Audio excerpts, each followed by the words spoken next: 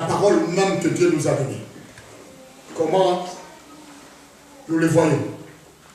De quelle façon nous pesons cette parole? De quelle manière que nous pouvons la traiter? Comment nous la considérons?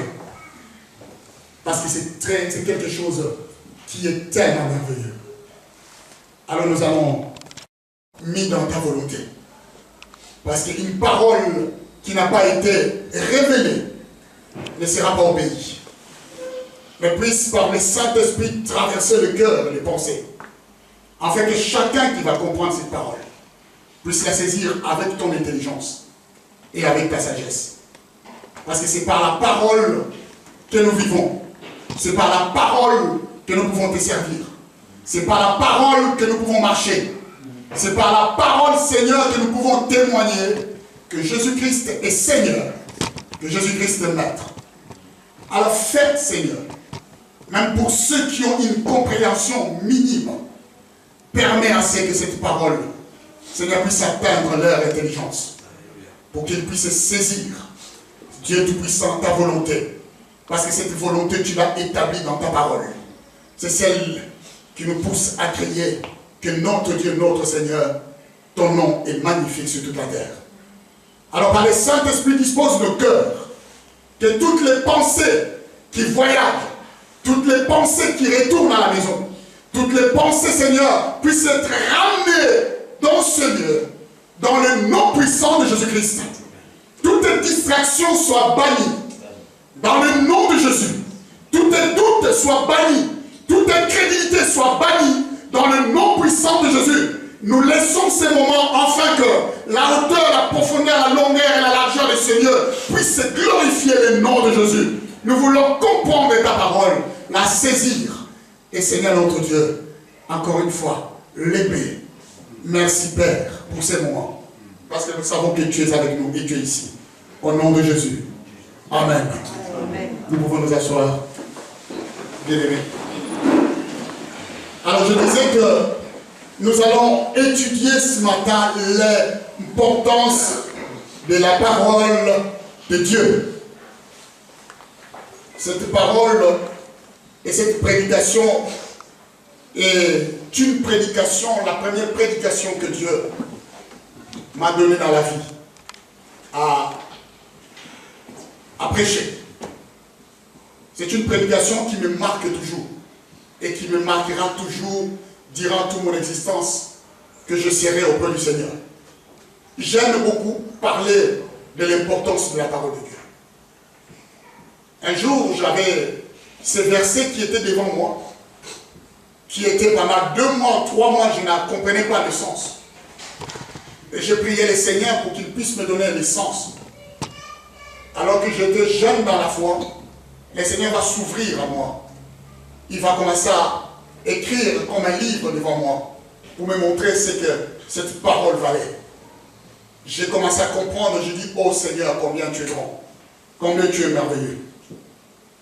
Quand je veux parler de la parole, je sens même mon cœur qui bouge, parce que tout est mis dans la parole de Dieu. Nous avons entendu notre frère qui est passé devant, qui nous disait que beaucoup de gens aujourd'hui négligent la parole, négligent l'œuvre, négligent ce que c'est Dieu leur a accordé. Le monde aura toujours besoin du soleil. Alléluia. Amen, amen, amen. Je crois que quand on regarde une journée, on dit que la journée dure 24 heures. Mais selon les périodes, lorsque je suis à l'été, je comprends que la nuit ne dure pas beaucoup. La plupart du temps est dominée par le soleil. La première fois que mon père est venu en Europe et qu'on était arrivé à l'été, il a remarqué qu'il faisait 23 heures, mais le soleil était comme si on était 17 heures. Il m'a posé la question, il a dit, mais dans votre pays, il n'y a jamais la nuit. Qu'est-ce qui se passe là? Il a compris, il croyait qu'il se faisait arnaquer. Alors que dans nos autres pays, je sais, du côté de Finlande ou de Suède là-bas, ils arrivent qu'ils passent une semaine sans voir la nuit. À cause de changements de climat. L'air hiver, c'est le soleil toujours. La nuit, c'est toujours le soleil pendant une semaine. les gens arrivent à s'organiser pour dormir. Je sais que les parents, en été, ils ont beaucoup de problèmes pour mettre au lit les enfants. Parce qu'assez souvent, moi, j'entends chez moi, alors quand je dis à Grace, va dormir, il me dit, il n'est pas encore la nuit. Mais il est 23 heures. Le monde, je crois, a besoin toujours du soleil. Parce que quand le soleil s'élève, les gens sont contents. Les gens sont dans l'assurance. Je peux vous dire que beaucoup de gens n'aiment pas les ténèbres. Beaucoup de gens n'aiment pas la nuit. Je me souviens que, moi qui travaille au cinéma, j'ai souvent vu une chose. Et j'ai remarqué à chaque fois que j'ai passé dans les salles, parce qu'avant de regarder le film, on était dans les salles. Chaque fois que j'ai passé, j'ai comme l'impression de voir les gens se regrouper ensemble. Ils choisissent toujours être autour chacun. Je ne vois jamais personne s'éloigner de la place ou s'isoler dans le noir. Parce que chacun a besoin de se rassurer qu'il y a quelqu'un. S'il m'arrive quelque chose à côté, s'il y a quelqu'un, au moins je vois quelqu'un. Je regarde, je dis que le monde a toujours peur dans le noir. Les gens ne sont pas rassurés. Imaginez-vous, même dans ces cas-là, les couples même se donnent la main pour se rassurer que non, celui qui est à mon côté n'est pas enlevé. Il est là en train de le tenir pour savoir que non, il est à mes côtés. Même il y en a qui posent la question, chérie, tu es là. Mais il est venu avec son chéri jusqu'au cinéma, mais il pose encore la question, tu es là. Je dis oui, rassure-toi, je suis là. Le soleil brille pour mettre les gens dans l'assurance la plus totale. Et la parole de Dieu est très importante pour la vie d'une personne. Est-ce que vous êtes avec moi? Est-ce qu'on peut acclamer le Seigneur?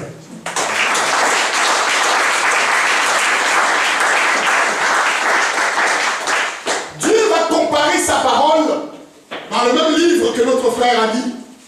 Il nous a lu ici le livre d'Ésaïe, chapitre 55, sans le lire. Il va comparer sa parole comme une pluie. Il va dire que comme la pluie tombe du ciel, ou la neige tombe du ciel pour fermenter, pour bénir la terre, telle est ma parole qui sort de ma bouche. Elle ne retourne pas auprès de toi sans qu'il puisse accomplir ma volonté. Dieu va mettre l'accent sur sa parole. Bien aimé, ce matin, je suis en train de vous dire une chose. Que Dieu aime tellement sa parole qu'il l'a placée au-dessus de lui. Alléluia. Est-ce que vous êtes avec moi? Alléluia. Amen. Dieu aime tellement sa parole qu'il l'a placée au-dessus de lui. Il est celui qui respecte en premier sa parole. Quand tu dis à la parole d'agir, la parole ne doit pas retourner auprès de Dieu sans qu'elle puisse agir. Voilà pourquoi ce matin, j'ai besoin d'attirer votre attention à propos de la parole que nous venons écouter tous les dimanches. Que nous puissions réaliser et comprendre l'importance de cette parole. Il dit encore dans le livre de Jérémie, ma parole n'est-elle pas comme un feu et comme un marteau qui fait éclater les rocs? C'est Dieu qui parle de sa parole. C'est Dieu qui révèle sa parole. La même parole que vous venez d'écouter tous les dimanches et à chaque fois. La parole qui est révélée en Jésus-Christ même. Dieu va dire, ma parole n'est-elle pas comme un marteau? Vous savez, quand Dieu compare la parole de Dieu comme un marteau, ça veut dire que Dieu dit que je prends mon temps sur la vie d'une personne. J'ai de la patience pour lui. Même si aujourd'hui, il me dit qu'il ne croit pas, il suffit simplement que la personne se place devant la parole pour que 2 ans après, nous puissions voir cette personne glorifier le Seigneur. Alléluia. La meilleure façon de casser un roc, ce n'est pas de taper fort pour l'éclater en 3 ou 4. Parce que quand il dit que la parole est comme un roc, le roc est une matière créée naturellement par Dieu. Ce n'est pas le mélange du foin ou le mélange de trucs, c'est du solide. Ça ne se brise pas facilement. Les rocs, à côté du marteau, le marteau est moins dur. Mais je crois que quand on veut finir les rocs, on va commencer à taper tout doucement. Et les petites miettes qui vont commencer à partir, un peu de miettes qui vont commencer à s'envoler.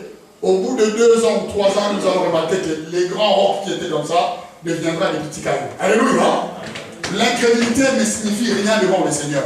Alors voilà pourquoi je dis qu'il faut que nous sachions l'importance de cette même parole que nous entendons.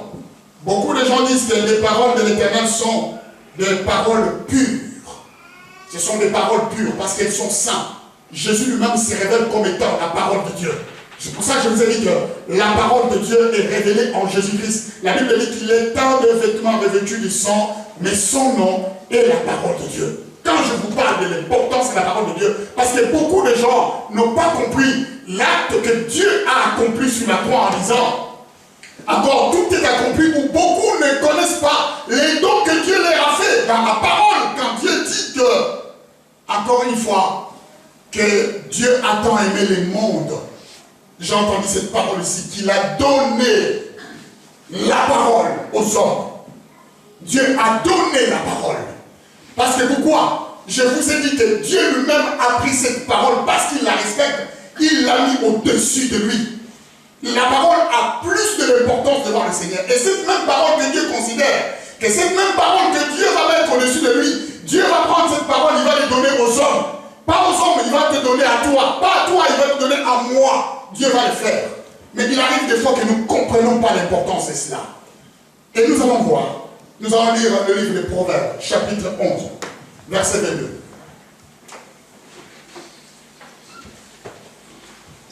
Merci Gérard. Le livre des Proverbes, chapitre 11, verset 22. Nous lisons. Si nous nous mettons tous debout, quand même. C'est le respect du Seigneur. C'est une habitude qu'on ne veut pas vous répéter. C'est quelque chose que nous devons faire. La première lecture, nous devions tous nous mettre debout pour respecter la parole. Ça nous prend 1 minute, mais il est très important que ça devienne automatique comme vous le faites toujours. Alors, notre sœur Virginie va lire cette parole. Un anneau d'or orné d'un pourceau, c'est une femme belle et épouse de sang. Oui, c'est cela. J'aimerais encore qu'une autre sœur me lise. Tu as tes lunettes, Claudine? Oui, parce que je vois que tu es en train de répéter pour lire. Lis-nous encore. Un anneau d'or orné d'un pourceau, c'est une femme belle et dépourvue de sens. Yvette s'est dit, je suis sûr que les pasteurs vont me demander encore de lire. Vaut mieux que je puisse commencer à lire déjà. Et comme ça, j'aurai pas à répéter. Yvette, tu peux lire. Un anneau d'or orné d'un pourceau, c'est une femme belle et dépourvue de sens. Nous pouvons nous asseoir. Vous avez compris quelque chose? Est-ce que vous avez compris quelque chose? On va laisser ces versets comme ça. Est-ce que quelqu'un a compris quelque chose? Alléluia! Quelqu'un a compris quelque chose dans ces versets? T'as compris? Oui? Je t'écoute, tu as élevé ton doigt? Je pense à la lourdeur, c'est pour être fidèle à Dieu. Oui? Je n'ai pas bien compris. Pour être fidèle à Dieu. Un anneau d'or, c'est pour être fidèle à Dieu. Oui. D'accord. Voyez-vous, la même tête que vous avez en lisant ces versets, c'est la même tête que j'avais quand j'avais découvert ces versets dans la Bible. Hein? Je me suis dit, il y a tellement de choses dans la parole de Dieu qu'on ne peut pas comprendre ça, le Saint-Esprit. Alléluia. Amen, amen. La parole de Dieu est un trésor. La parole de Dieu est un fleuve. La parole de Dieu est quelque chose quand Dieu te donne l'esprit que tu peux commencer à voir des choses que les autres ne voient pas. C'est une parole, comme je dis que quand vous lisez comme ça, qu'est-ce que vous comprenez?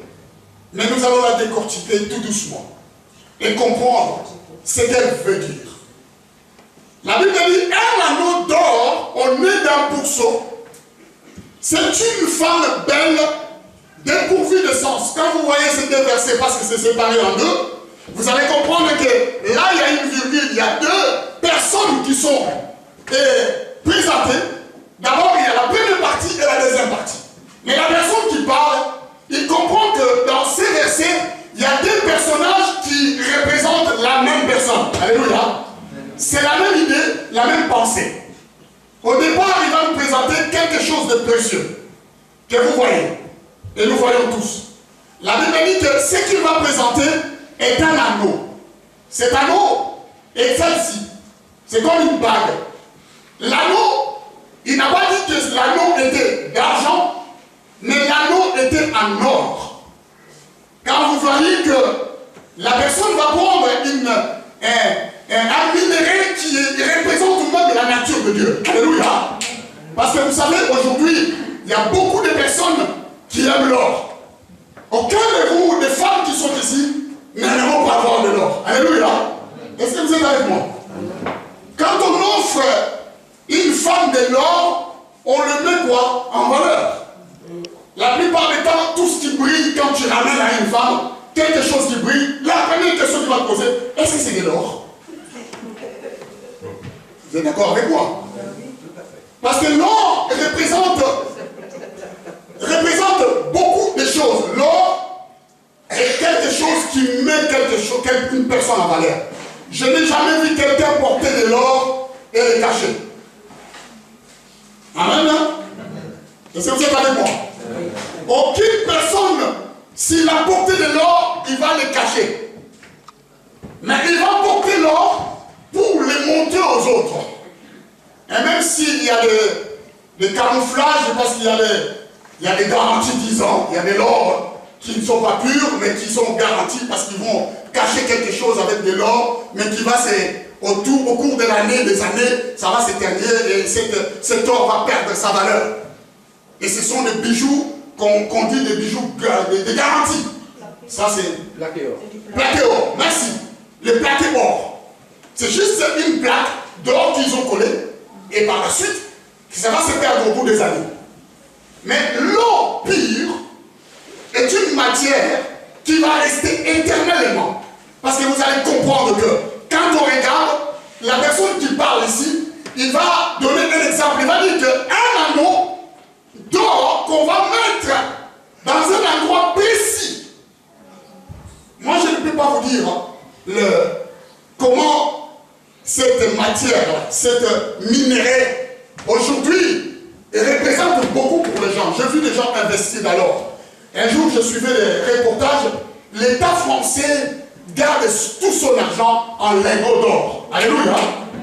Beaucoup de riches veulent garder leur argent en lingots d'or.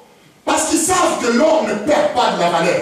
Quelles que soient les années, elle va toujours garder de la valeur. Aujourd'hui, quand tu as un collier en or pur, quand tu marches dans la rue, tu as peur de te faire agresser. J'avais suivi un reportage il y a 2 jours. J'ai vu qu'il y avait, à Paris, il y avait beaucoup de gens qui se sont fait arracher les colliers parce qu'il y a un marché de l'or qui est sorti aujourd'hui où on ne pose pas les gens les questions. Dès que tu amènes des colliers et tu vends de l'or comme ça, vous connaissez tous ces marchés qui achètent de l'or pur, quand tu les amènes, de l'or que vous avez hérité de vos grands-parents et tout, les gens vendent pour recevoir du cash. Et cela inquiète beaucoup de gens. Parce que quand on a l'or, on peut être agressé. J'étais dans la voiture, j'allais chercher mon épouse à Vesoul. J'avais un collier d'or que j'ai perdu d'ailleurs. Je ne sais pas où c'est passé. Je crois que c'est tombé. J'arrive dans un carrefour, je vois une personne qui faisait du stop. C'était un Roumain, avec un bidon d'essence. Naïf que j'étais, comme j'ai toujours fait l'habitude, je me suis arrêté pour rendre service. Je m'arrête, ce gaillard, il me dit, écoute, j'ai un problème. Je dis, mais qu'est-ce qui se passe? Il m'a dit, je suis tombé en panne, mais je n'ai pas les moyens de payer. Et si tu peux vraiment me dépanner et que je puisse avoir l'argent pour aller à la station. L'endroit où nous étions, il n'y avait pas de station à côté. Les stations, c'était à 5 km, je ne sais pas. Mais je ne savais pas quelle station il voulait partir. Déjà, sa voiture est tombée en panne. Il me demande de l'argent pour qu'il aille à la station, mais je ne voyais pas quelle station. Alors je lui dis, écoute, je ne vois pas de station aux alentours. La seule chose que je veux te dire, si tu veux monter dans la voiture, on va aller, il y a 10 km, je sais, cette route, il y a une station d'essence. Comme ça, tu vas acheter l'essence et je te ramène jusqu'à ta voiture. Les gars, ils ne veulent pas, ils disent non, je veux seulement de l'argent. Je dis, ben, soit on est dans le besoin, on veut qu'on puisse être dépanné, ou soit on ne veut pas dans le besoin. Moi, je ne peux pas te dire que j'ai des espèces. Mais j'ai remarqué que ces gaillards avaient les yeux fixés sur mon collier. Amen, hein? Il avait les yeux fixés sur mon collier. Alors, plus il parlait, plus il s'approchait. Je regardais autour. Alors je me suis dit, bon, je vais voir ce qui va se passer. Il me pose la question, il me dit, est-ce que c'est de l'or que vous portez? Je lui ai dit, quel rapport y a-t-il entre mon collier et ton problème d'essence?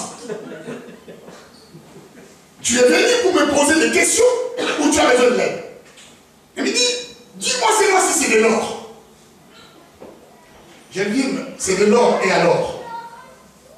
Au moment où je lui parlais, il regarde à côté et je vois qu'une deuxième personne sortir de brousse. Donc, c'était quelque chose qui faisait là un truc pour essayer de braquer ou de faire des trucs. Alors je dis, Seigneur, toi-même tu vois ici que c'est par la bonne volonté que je veux me faire braquer. Maintenant, si je ne m'arrête pas dans la rue, quand je vois quelqu'un, tu vas comprendre pourquoi. Alors je vois dans le rétroviseur une autre personne qui avançait. Alors je dis, écoute, j'ai comme l'impression que tu n'as pas besoin qu'on puisse t'aider. Maintenant tu vas sortir parce que j'étais dans la camionnette, j'étais de l'autre côté, lui il était de cette part-là, parce qu'il y a une voiture. Je dis, maintenant tu vas sortir et tu vas fermer la portière et tu vas aller tout de suite. Il me dit, mais vous avez dit que vous allez m'aider. Alors, si vous voulez, donnez-moi votre collier et moi je vous donne la montre. Est-ce que vous voulez me donner votre collier? Maintenant, il commence à me menacer. Alors, je dis, il faut prendre l'autorité, Daniel, parce qu'ici, c'est pas possible. Alors, j'ai trouvé un astuce de dire, bon, je vais ouvrir grand les yeux pour qu'ils voient que les yeux du noir, hein, à l'intérieur c'est marron. Et que ce n'est pas une blague. Je lui dis, ok, je te donne deux solutions. Soit tu descends dans la voiture et tu continues à faire ton affaire, tranquille. Ou sinon, c'est moi qui va descendre, je vais tourner de l'autre côté. Je vois ton pote qui va venir, mais je crois que je vais vous massacrer tous les deux. Et par la suite, c'est l'ambulance qui va venir. Et je vais attendre l'ambulance jusqu'à ce qu'ils viennent vous chercher parce que je suis sûr que ton business, tu ne vas pas le faire. Alors j'ai ouvert la portière pour descendre. Les gars disent, oh non, c'est bon, je m'en vais. Je m'en vais tout de suite, c'est bon. Il dit à l'autre, vas-y. C'était deux petits Roumains. Alors ils sont partis. Ce gars, il a été attiré, je crois, par ce que je portais. Je suis en train de vous dire ici, et vous parler de l'importance de la parole de Dieu. C'est que Dieu vous a émis. Amen, hein? Nous sommes en train de comprendre ces versets. De l'or est la matière où Dieu utilisait. Donc, David va dire, j'aime ta parole plus que l'or. David va dire que j'aime ta parole plus que l'or. Mais plus que l'or, fin. Il va comparer la parole, sous l'amour de la parole de Dieu, il va les comparer plus que de l'or. Ici, bien aimé, je suis en train de vous montrer quelque chose. Ici, la personne qui parle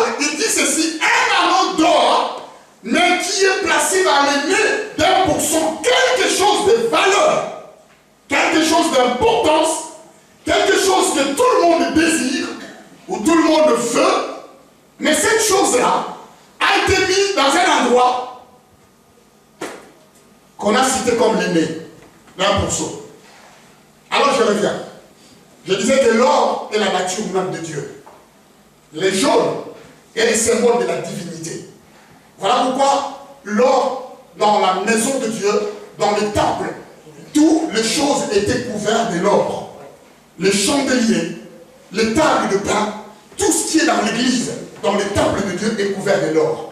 Ça symbolise la nature même de Dieu. Ça symbolise ce que notre Dieu représente. Mais cette chose-là qui est très très importante, parce qu'un jour, vous ne savez pas, moi j'étais un jour à Kinshasa, j'ai remarqué une chose. À l'époque, je n'étais pas venu ici en Europe. Mais il y avait, on nous parlait toujours des gens qui venaient de l'Europe. Beaucoup de gens qui venaient de l'Europe et qui venaient montrer ce qu'ils avaient de précieux. Pour d'autres personnes, ils amenaient des habits. Pour d'autres personnes, ils amenaient beaucoup de choses. Mais il y avait un gars qui était venu, lui, il ne venait pas pour montrer ses habits. Ce gars-là avait, je ne sais pas où il l'avait fait fabriquer, il avait deux grosses croix en or. Mais le matière qu'il avait, c'était des forçailles. On appelle ça de grosses croix. Des grosses croix comme celles que les religieux portent là. C'était juste là, avec une grosse croix. Mais c'était, il s'est fait avec de l'or pur. Mais ce gars va prendre cette croix, il y en avait deux. Il va mettre un devant et il va mettre un derrière. Je n'ai jamais vu quelqu'un porter des colliers comme ça. C'est la première fois. C'était une grosse avec un grand. Il met un devant et il porte l'autre qui est câblé, il le met derrière. Maintenant, la seule chose qu'il avait fait qui m'avait étonné, au lieu de marcher à côté là où tout le monde marchait d'habitude, il va se mettre en pleine rue, dans le boulevard, là où il y a toutes les voitures. C'est un gars qui va créer des embouteillages, mais il avait besoin que tout le monde voie les forçats qu'il avait mis. C'est des croix. Et il a pris une démarche qu'aucun homme de sur cette terre ne pouvait marcher. Et les voitures étaient en train de klaxonner. Et tout le monde se disait, mais qu'est-ce qui se passe là-bas? Alors les gens disaient, ah non, il y a une personne qui a porté des croix en or, il a porté des colliers en or, et il veut montrer à toute la capitale qu'il a porté des croix. Mais c'était un païen. J'ai vu que cet homme était fier de ce qu'il avait porté. Il savait la valeur de ce qu'il avait. Il connaissait. Quand on lui a posé des questions, mais pourquoi tu fais ça? Il dit aux gens, je fais ça parce que je connais la valeur de ce que je porte. Ce que je porte a une valeur de 50 maisons ici à Kinshasa. Donc si j'achète des villas, je peux acheter 50 villas. C'était de l'or pur. Moi je ne sais pas, je n'ai pas fait vérifier pour savoir si c'était de l'or pur. Mais la seule chose que je savais, qu'il m'a dit que c'était de l'or pur. Il avait une fierté, il a changé même de démarche. Vous imaginez que le fait simplement de mettre des croix devant et derrière lui a fait changer de démarche. Amen. Alléluia. Quelque chose de valeur change de démarche de quelqu'un. Mais ici, je n'ai pas compris. L'auteur va parler ceci. Un anneau d'or, on est d'un pourceau. Ils ont pris quelque chose de valeur, quelque chose d'important, quelque chose que les gens se battent où on peut agresser quelqu'un à cause de cela. Quelque chose qui a de la valeur, quelque chose qui est bien qu'on peut désirer. Parce que je crois que tous comme vous êtes là, si vous voyez une chaînette en or par terre, vous n'allez pas la laisser. Alléluia. Amen, amen, amen, amen. Vous n'allez pas la laisser. Si je viens dimanche, je dis, je vais vous offrir tous de l'or, personne ne va refuser. Si vous voyez une pièce d'or, vous n'allez pas la refuser. Parce que vous savez tout ce que ça vaut. Vous savez sa valeur. Mais ce que je n'ai pas compris, comment se fait-il que ce qui était important a été mis sur les mains de la pourceau? Le pourceau ici, c'est un cochon. Je vais dire comme ça dans le langage. Ils ont pris la bague d'or, ils l'ont mis dans les mains d'un cochon. Est-ce que vous êtes avec moi? Non, vous n'êtes pas avec moi. Est-ce que vous êtes avec moi? Quelque chose de valeur, mais il faut le mettre dans les mains d'un cochon. C'est ce qu'il dit. Alors je me tourne, je vais laisser un peu d'or pour revenir au cochon. Amen, hein? savons tous que le cochon est une bête qui est impure selon les autres. Pourquoi? Parce que il y a les esprits qui ont été sortis du cochon, du démon, sont allés au cochon. Il y a des gens qui se sont mis des interdits, qui ne pourront jamais manger les cochons. Mais ce n'est pas les cochons qui m'intéressent. Ce qui m'intéresse, c'est les caractéristiques du cochon. Alléluia. Suivez-moi. Vous êtes là? C'est les caractéristiques du cochon qui m'intéressent. Ce n'est pas les cochons parce que c'est une bonne viande. Et tout le monde en mange. Mais c'est seulement les caractéristiques de cette bête. La première chose que j'avais compris est celle-ci. Les cochons, pour trouver sa nourriture, il utilise son nez. Est-ce que vous êtes avec moi? Oui.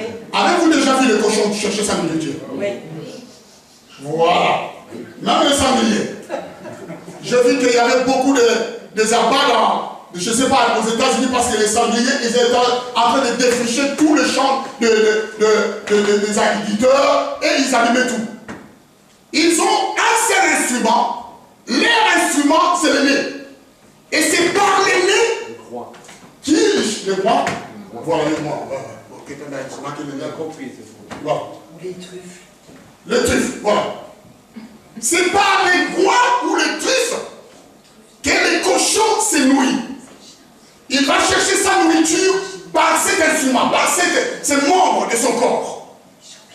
Ça veut dire qu'à tout moment, quand il a faim, il doit mettre son nez dans la boue ou au sol, dans le sol. Mais je peux vous dire une chose. Quand il met son nez dans la boue ou dans le sol, elle ne sent pas propre. Alléluia. Parce que dans la boue, il y a beaucoup de choses. Parce qu'il doit chercher à manger. Il doit se nourrir. Mais seulement dans la boue, il y a beaucoup de choses. Lui, il va trouver son trésor, mais seulement, il a un problème. Parce qu'il n'a pas autre chose. La personne n'a pas dit qu'ils ont pris l'or, ils l'ont mis sur la patte. Amen. Ils n'ont pas dit qu'ils ont pris l'or, qu'ils l'ont mis sur l'oreille. Ils n'ont pas dit qu'ils ont pris l'or, qu'ils l'ont mis quelque part. Mais la Bible dit que l'or a été mis sur son nez. Ça veut dire que si les cochons veulent garder pur cet or, alléluia, il devrait faire attention. Amen. Il doit choisir où il va fouler son nez. Il doit faire très attention et faire le choix où il va foutre son nez. Parce que s'il met son nez dans la boue, on ne verra plus l'or. Alléluia. Est-ce que vous êtes avec moi? L'or va perdre toute sa valeur. Ça veut dire que la boue va couvrir l'or, et même si les gens voient une bague, ils verront passer de l'or. Ça sera considéré comme n'importe quel minerai. Est-ce que vous êtes avec moi? C'est-à-dire que les cochons, par son caractère, c'est quelqu'un qui va partout. C'est quelqu'un qui ne respecte pas. Tu peux laver un cochon, tu le laisses, il va dans la boue. C'est quelqu'un qui a une vie désordonnée. C'est quelqu'un c'est un animal qui n'est pas propre en lui-même. C'est un animal, voilà pourquoi on l'appelle comme impur. C'est un animal qui va partout, et même dans la saleté, il va. Il rentre dans la saleté parce que c'est là qu'il trouve des choses qu'il vient manger. Mais la personne qui parle, il va dire ceci, ces cochons-là vont être valorisés. Dans son valeur, comment il va être valorisé? Ils vont prendre, encore une fois, cette bague, ils vont le mettre sur le nez, et par rapport à ce qu'il a, c'est lui qui va faire un choix. Comment il va garder cela? Amen. Cette richesse qu'il a reçue, cette richesse qui est devant lui. Alors aujourd'hui, je vais prendre ces cochons, je vais les comparer par rapport à la vie d'un chrétien, une personne. Parce que je vous ai dit que la parole de Dieu était symbole de l'or. David a dit qu'il aimait l'or. Je vous ai montré combien la valeur de l'or était très importante. Dieu, dans son amour, il va prendre la parole, il va prendre Christ, il va prendre la parole, il va donner à tout chrétien. La Bible dit, Dieu a tant aimé le monde qu'il a donné. Je dis que l'or était la nature divine même. Dieu aime l'or, Dieu est l'or même. La nature de Dieu est représentée dans l'or, c'est la divinité de Dieu. Voilà pourquoi, dans l'église, dans les temples, dans les ciels, tout est couvert en or. Dieu, l'or, c'est la divinité. Et cette part de la divinité, Dieu va le donner à l'Église. Cette part de la divinité, Dieu va le donner aux hommes.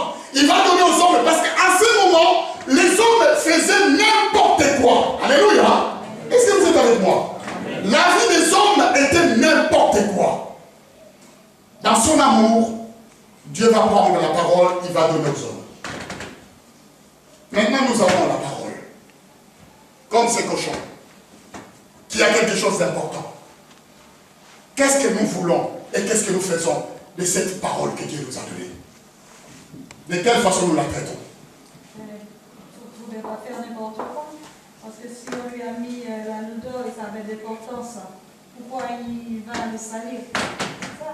Il est parti le salir, donc il ne va pas respecter. Donc, alors nous voyons que... On ne peut pas faire n'importe quoi avec nous. Voilà. Aujourd'hui, c'est l'état de l'Église. Nous faisons n'importe quoi avec la grâce que Dieu nous a donnée. Avec la parole que Dieu nous a donnée, nous faisons n'importe quoi avec. Nous ne respectons pas et ne connaissons pas la valeur de cette parole. Nous les foulons tous les jours au pied. Nous allons avec cette parole et nous faisons ce que nous voulons. Nous ne respectons même pas. Quand je regarde aujourd'hui l'état de l'Église, quand je regarde l'état des gens, des chrétiens, l'état des personnes qui croient en Seigneur Jésus, j'ai comme l'impression de voir les païens qui se cachent sous le nom de Jésus. Alléluia. Amen, amen, amen. Est-ce que vous êtes avec moi? Parce que nous ne voyons pas l'importance de Dieu, de l'acte que Dieu a dit. Quand la Bible dit, Dieu a tant aimé le monde qu'il a donné son Fils. Il arrive des fois que nous sommes dans cette position où nous avons de l'or, mais nous le foulons partout. Et nous perdons la valeur de l'or. L'important, c'est ce que Dieu nous a donné. La parole de Dieu. Quand nous réalisons que Dieu est important pour nous, nous le mettons en premier. Nous faisons tout pour lui. Et nous faisons tout par lui. Nous ne devions pas négliger à un seul moment, même un seul moment, la grâce qu'il nous a faite. Alléluia. Vous êtes tous témoins ce matin. Parce que tous vous êtes là ce matin. C'est parce que vous n'avez pas négligé cette grâce. Mais bien aimé, ce que nous avons reçu de la part du Seigneur est quelque chose d'important. Ce que Dieu nous a donné est quelque chose de valeur. La Bible dit la parole est celle qui va nous permettre de voir Dieu. Il n'y a pas un autre chemin. Jésus attend que la parole était chemin. Quand vous venez écouter la parole de Dieu, vous devez réaliser son importance et sa valeur. Parce que Dieu, dans tout ce qu'il avait, dans tout ce qu'il considérait que c'était important, il va donner à l'homme. Il n'y a pas de plus beau cadeau que de donner son Fils et la parole de Dieu. Alléluia. Amen, amen, amen, amen. C'est qui avait de la valeur. Je vous ai dit ceci, que le Seigneur lui-même, il a pris sa parole, il l'a mis au-dessus de lui. C'est-à-dire qu'il va dire que ma parole ne retourne pas auprès de moi sans qu'il puisse accomplir ma volonté. Je comprends que le Seigneur attend. Quand il donne une parole, Dieu reste, il attend. Il attend le retour de la parole. Quand la parole revient, il faut qu'il puisse, cette parole vienne avec des réponses en disant, j'ai tout accompli. Alléluia. Dans la vie de telle personne. Si tu as quelque chose de valeur, et que tu ne connais pas sa valeur, est-ce que tu vas mieux le traiter? Non. Tu ne vas pas mieux le traiter. Quand on connaît la valeur des choses, c'est là qu'on peut mieux les traiter. Mais quand on ne connaît pas la valeur, on le laissera par terre. Le bourseau, s'il a dans sa conscience qu'il porte quelque chose de valeur, ce qu'il va faire, c'est simple. Il va faire les choix dans sa vie. Il va chercher à faire ce qui est important pour garder l'éclat de l'or. Il va essayer de comprendre les choses. Il est arrivé une fois aussi, le disciple était confronté à cette situation. La Bible va dire qu'ils ont suivi le Seigneur. Ils étaient là tous. Ils ont cru à la parole de Dieu. Ils ont suivi parce que Dieu les a choisis. Un jour, ils suivaient le Seigneur et chacun marchait derrière le Seigneur. Alors Jésus continuait à faire des miracles. Et il voyait les miracles. Jésus continuait à prêcher. Et il voyait comment Jésus prêchait. Jésus continuait à faire l'œuvre de Dieu et il voyait. Mais le Seigneur a saisi un moment. Il a compris que les gens qui le suivaient n'avaient pas réalisé ce qu'il fallait. Alléluia. Amen, amen, amen, amen. Ils n'avaient rien compris de ce qu'il était. Bien aimé, quand j'ai compris ce que Dieu est dans ma vie, rien ne peut me stopper. Alléluia. Est-ce que vous êtes avec moi? Aujourd'hui, je vais donner un exemple simple. Les gens qui ont mis leur foi et leur confiance dans le travail, ils sont rassurés tout le temps. Et rien ne peut les stopper. Qu'il neige, qu'il pleuve, qu'il vente, qu'il fasse quoi que ce soit, ils iront au travail. Il y a des gens comme ça qui sont encore au travail. Amen, hein? Parce qu'ils disent que le travail c'est tout pour eux. Ils le disent, le travail c'est tout pour moi. C'est des gens même, depuis qu'ils ont commencé à travailler, ils n'ont jamais posé un arrêt maladie. Parce que même malade, ils vont quand même au travail. Jamais ils posent l'arrêt maladie. Et quand tu perds ce travail, c'est comme l'impression que le monde roule autour de nous. Amen, hein? Alléluia. Et j'ai vu des personnes comme ça, qui pleuraient. J'ai vu des gens qui se suicidaient parce qu'ils ont perdu le travail. Je suivais à l'information les gens qui se suicidaient parce que les usines a fermé. Et les gens qui pleuraient en disant, j'ai travaillé dans cette usine pendant 32 ans. Maintenant, qu'est-ce que je vais faire? Qu'est-ce que je vais devenir? Et demain, il prend une corde et il met dans le cou parce qu'il a perdu le travail. Pour eux, le travail est très important. Mais pour les enfants de Dieu, la parole de Dieu est très importante. Alléluia.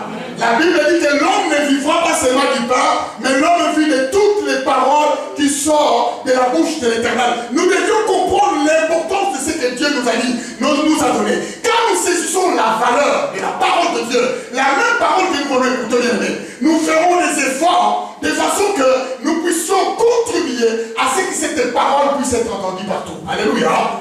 Et que nous puissions porter cette parole plus loin des fois.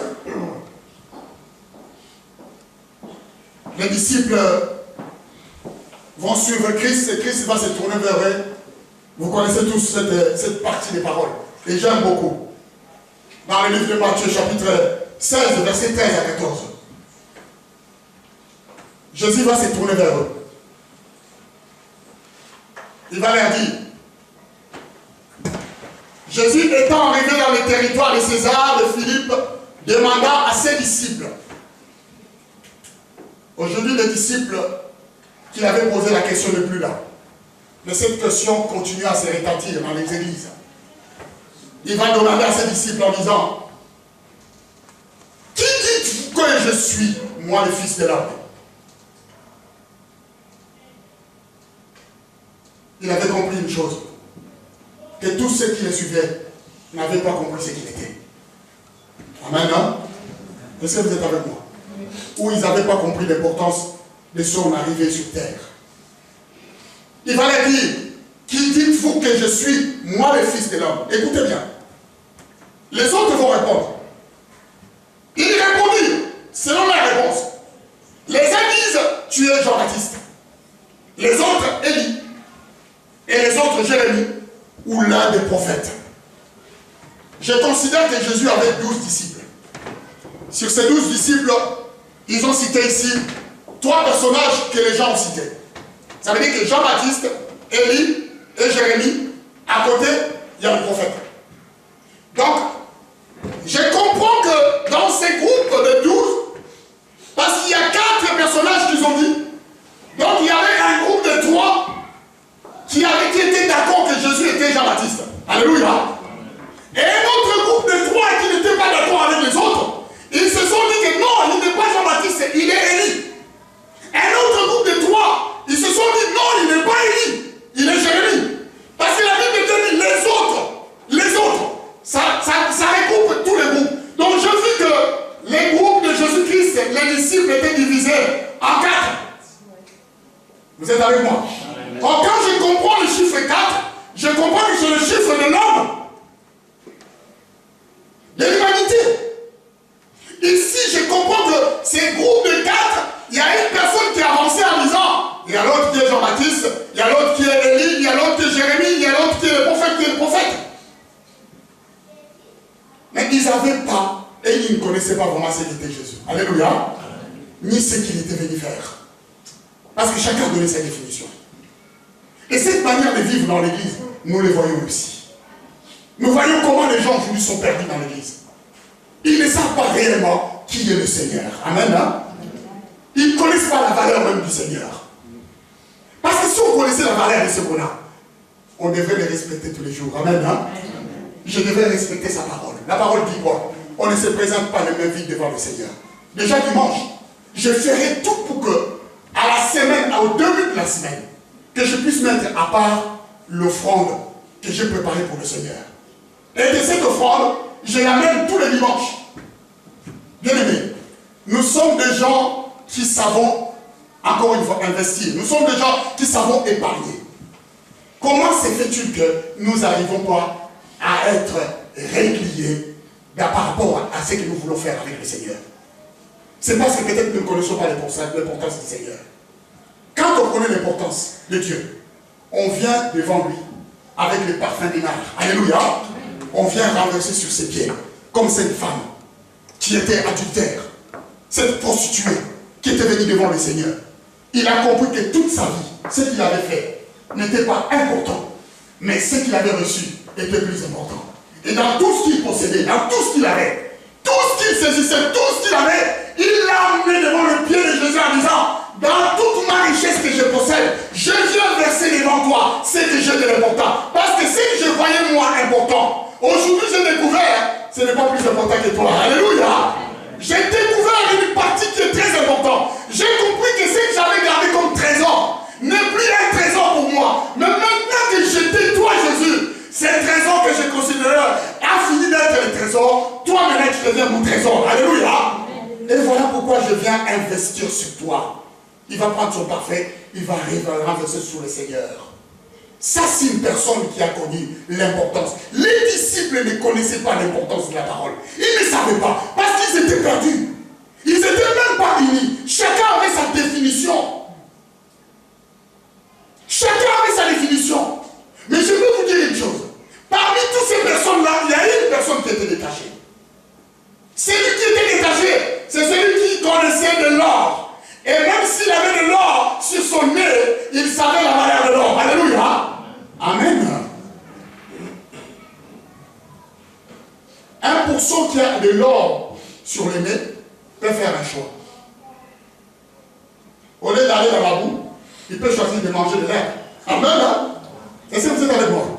Oui. Parce que même si tu as la bague d'or sur le nez, même si tu manges l'herbe, ça ne va pas prendre la boue. Il peut choisir de manger autre chose. Mais seulement, nous qui sommes les enfants de Dieu, comment nous considérons la parole de Dieu aujourd'hui? De quelle façon? Je n'ai même pas besoin de prendre une deuxième phase. Une femme belle dépourvue d'essence. Je vais m'arrêter simplement l'anneau d'or pour montrer aux enfants de Dieu aujourd'hui que des fois nous négligeons la meilleure part que Dieu a reçue dans sa vie, qu'il possède et qu'il nous a donnée. Nous devions courir pour écouter la parole de Dieu. Nous devions chercher la parole de Dieu. Nous devions trouver la parole de Dieu.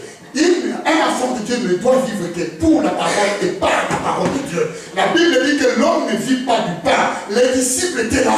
Ils n'ont pas compris. Mais Jésus a dit, et toi Pierre? La Bible dit que Pierre répondit, tu es le fils de Dieu vivant. Tu es le fils. Tu es même le Dieu vivant. Bien-aimé, combien de temps nous allons vous dire qu'il est très important de mettre Dieu en valeur? Ce que nous avons de beau, quand elle perd sa valeur, elle ne vaut plus rien. Jésus n'a-t-il pas dit que vous êtes la lumière du monde? Je vous ai dit que le jour où le monde a toujours besoin de la lumière, je peux vous dire ceci. Si Dieu n'avait pas créé la lumière, le diable aurait eu un temps long d'activité pour nous bâtonner nuit et jour. Alléluia. La Bible dit que quand la lumière vient des ténèbres, fait quoi? Disparaît. Vous imaginez qu'avec le peu de temps, le diable aurait eu beaucoup de temps pour nous faire du mal.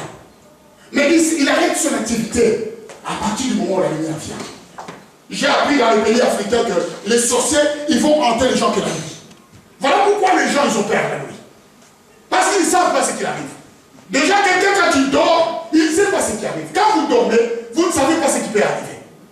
Vous ne voyez pas. Vous êtes aveuglés. Les gens ont peur du noir à cause de cela. Parce qu'aujourd'hui, l'œuvre du diable est en train de se manifester. Mais nous avons reçu une chose. Quelque chose d'important qui a la valeur de l'or. Plus que l'or. Et c'est cette chose-là que nous devions aimer. C'est cela que nous devions grandir. Nous devions montrer à tout moment que nous appartenons à cette parole. Quand nous ne connaissons pas l'importance de la parole, nous la négligeons. Alléluia. Est-ce que vous êtes avec moi? Quand il s'agit de l'église, nous ne prenons pas d'importance. Mais quand il s'agit de nos propres intérêts, nous mettons plus d'importance. Vous savez pourquoi? Parce que nous ne savons pas. Nous sommes comme ces pourceaux qui vont dans la boue et qui ne savent pas ce qu'ils possèdent. Bien aimé, quand on sait ce qu'est la parole de Dieu, ce que vous venez d'entendre chaque jour, il y a eu des prophètes qui ont voulu entendre la parole. Alors, à l'Ancien Testament, les gens n'entendaient pas la parole que vous entendez. Alléluia. Dieu parlait par le roi, il parlait par les prophètes. Mais il arrivait aussi des fois que les prophètes restaient tranquilles et ils ne parlaient pas. Aujourd'hui, Dieu a révélé la parole. Vous pouvez venir tous les dimanches et tous les mardis écouter la parole de Dieu. Mais qu'est-ce qu'on a? Quand on a la parole de Dieu, on fait quoi avec?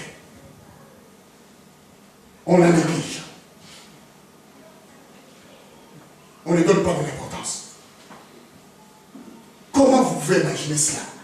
Que dans l'église de Dieu, il puisse manquer les choses. Impossible. Quand on sait la parole et l'importance, on la valorise. Un homme qui connaît la valeur de sa femme va toujours la respecter. Est-ce que vous êtes avec moi? Il va toujours le mettre sur le piédestal. Il va toujours vouloir que cette femme-là puisse briller. Il va le prendre. Il va la valoriser. Parce qu'il sait que celle-là a beaucoup d'importance. Mais seul l'homme qui ne connaît pas la valeur de sa femme va la négliger. Est-ce que vous êtes avec moi? Amen, amen, amen, amen. Il va la négliger. Mais je peux vous dire une chose. La parole de Dieu, elle est certaine, bien aimé. Ce que vous attendez tous les dimanches et ce que vous servez est quelque chose de merveilleux. Ne négligez pas la parole. Connaissez l'importance de Dieu. Quand Dieu a dit que Dieu a tant aimé le monde, qu'il a donné, Dieu est resté derrière sa parole. Parce qu'il sait que ce qu'il a donné est très important. Le verset d'Ésaïe qui dit que ma parole est comme une pluie qui tombe. Dieu n'a jamais négligé la pluie. Quand tu dis qu'elle tombe sur la terre pour fermenter la terre, pour bénir la terre, ça veut dire que Dieu contrôle à tout moment chaque goutte de pluie qui tombe. Alléluia. Ce n'est pas quelqu'un qui gaspille. Quand ça finit de bénir la terre, Dieu va arrêter. Parce qu'il voit que la terre a beaucoup reçu. Ce n'est pas quelqu'un qui gaspille. Dieu voit la parole de Dieu qu'il a donnée. Il a dit, il envoya sa parole pour que la parole le guérisse. Quand nous venons écouter la parole de Dieu, nous devions savoir que nous venons consulter Dieu et nous devions valoriser cette parole. En l'écoutant, nous restons et nous l'entendons, nous le comprenons et nous allons à la maison, nous le faisons encore. Parce que nous savons que notre vie dépend de cette parole. Dieu lui-même la respecte tellement. Si Dieu la respecte, nous devions, nous l'église, respecter la parole de Dieu. Nous ne devions pas la prendre telle qu'elle. Ou faire n'importe quoi avec. Sinon nous allons être semblables à ces pourceaux qui ne sait pas ce qu'il faut. Alléluia. Il est vivant. Il est vivant. J'aimerais que vous puissiez noter ces versets. Vous pouvez la souligner à tout moment. Et vous puissiez vous rappeler, quand vous voulez vous égarer, vous puissiez vous mettre à la place du pourceau. Dans ce monde, c'est couvert de boue. Il y a tellement de boue partout. Dieu, quand il nous croit, il nous nettoie. Il nous donne quelque chose. C'est à nous de faire le choix où nous allons foutre notre vie. Ou soit nous allons là où il y a la boue, ou soit nous gardons notre vie sainte. La Bible dit que l'huile ne manque jamais sur ta tête. Alors que j'ai mis le vêtement blanc sur toi. Le pourceau ici avait quelque chose de valeur. Réalisons que notre Dieu nous a donné quelque chose de valeur. Amen. Et que nous comprenions l'importance. Mettez-nous tous. Mettez-nous tous.